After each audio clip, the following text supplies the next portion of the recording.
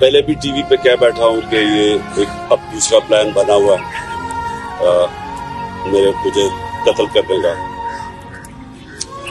اور میں نے یہ پبلک بھی کہا جب یہاں لاہور ہائی کورٹ تھا تو میں نے تب بھی جب جج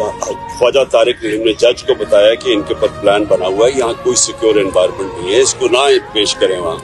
تو جج نے ایشورٹی دی جب میں یہاں انتظار کر رہا تھا، جب میں گیا اس نے ایشورٹی دی کہ پولیس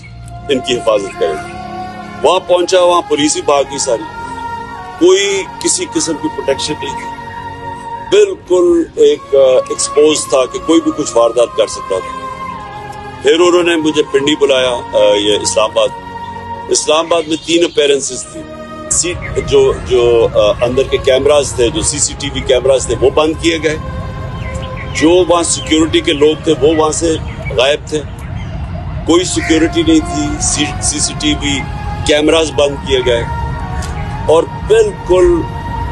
کسی پروٹیکشن کے بغیر میں تینوں عدالتوں کے اندر ایکسپوز تھا۔ اب سوال یہ ہے کہ یہ کس کا انٹرسٹ میں ہے کہ مجھے کون آپ پروٹیکٹ کرے گا؟ جنہوں نے پروٹیکٹ کرنا ان سے ہی خطرہ ہے۔